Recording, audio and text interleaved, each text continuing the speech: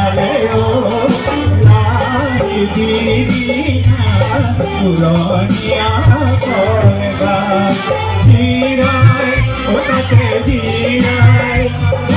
roller করে জালে জালে ও লাই দিনা পুরনিয়া করবা জালে জালে ও দিনা পুরনিয়া করবা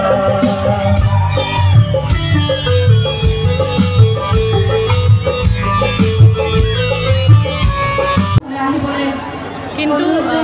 আগৰবাৰ যেতিয়া আহিছিলোঁ তেতিয়া মই দৰ্শক ইমান পোৱা নাছিলোঁ কাৰণ সেইটো অনুষ্ঠানটো বেলেগ আছিল আজি যিটো পৰিমাণৰ দৰ্শক মই দেখিছোঁ তাৰোপৰি দুটা কথা মোৰ বিৰাট ভাল লাগিছে একটো হৈছে দৰ্শকখিনি ইমান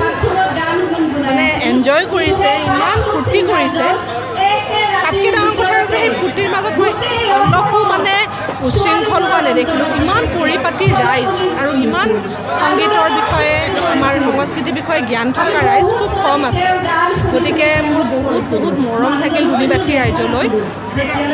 ইয়াৰে পৰা আশা কৰিছোঁ বহুত ভাল ভাল আমাৰ ভৱিষ্যতলৈ নাগৰিক আমাৰ দেশে পাব আৰু নুনিবাসী ৰাইজলৈ লগতে আমাৰ এই বিদ্যালয়খনৰ যি মহাৰাজৰ জয়ন্তীৰ আমাৰ অনুষ্ঠানটি যিসকলে পাতিছে তেওঁলোকলৈ মই অভিনন্দন জনাইছোঁ ইমান সুন্দৰকৈ অনুষ্ঠানটো আয়োজন কৰা ধন্যবাদ কণ্টিনিউ কৰোঁ ইয়াতে আচলতে ৰূপালী জয়ন্তী বৰ্ষত মোৰ পিতৃ মাতৃ আহিছিলে মোৰে সৌভাগ্য বুলি ক'ব লাগিব মই তেতিয়া মোৰ মা দেউতা আহিছিলে আৰু আজি মই আহিবলৈ পাইছোঁ আৰু তাতকৈ ডাঙৰ কথা মই আহি পেলাই গম পাইছোঁ যে মাহঁতে ৰূপালী জয়ন্তীত গাই গৈছে ইয়াতে অনুষ্ঠান পৰিৱেশন কৰি গৈছে আৰু মোক ইয়াতে সুধিছে বহুতে যে তেতিয়াতকৈ এতিয়ালৈ কামৰূপ লোকগীতৰ ধাৰাটো কিবা কাৰণে ম্লান পৰিছে নেকি মই ভাবোঁ আজিৰ দিনত মাজতে পৰিছিলে নপৰা নহয় কিন্তু আজিৰ দিনত আমাৰ শিল্পীসকলৰ মাজত লোকগীত গোৱা বিশেষকৈ কামৰূপী লোকগীত গোৱালপৰীয়া লোকগীত টোকাৰী গীত খুব বেছি সমাদৰ লাভ কৰিবলৈ সক্ষম হৈছে এতিয়া লাহে লাহে আমাৰ শিল্পীসকলো অলপ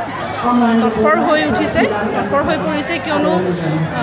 সকলো হয়তো লাহে লাহে বুজি পাইছে যে আমি আমাৰ মূল আমাৰ খুঁটি আমি এৰি পেলাই আমি আগুৱাই যাব নোৱাৰোঁ আৰু বিশ্বৰ দৰবাৰত যদি আমি প্ৰতিষ্ঠিত হ'ব লাগে প্ৰতিষ্ঠা পাব লাগে তেনেহ'লে আমি আমাৰ লোকগীত আমি গাবই লাগিব আমি আমাৰ সংস্কৃতিক আমি বজাই ৰাখিবই লাগিব মোৰ কাৰণে আচলতে এইটো গৌৰৱৰ কথা মই সেইখিনি প্ৰজন্মকো লগ পাইছোঁ তেওঁলোকৰ মাজত ডাঙৰ হৈছোঁ আৰু আজিৰ প্ৰজন্মও মই এতিয়া তেওঁলোকৰ মাজতে মই আছোঁ যিহেতু গতিকে লোকগীত মোৰ হিচাপত এতিয়া ম্লান হোৱা নাই এতিয়া সকলোৱে লোকগীতক আকৌ আদৰি লৈছে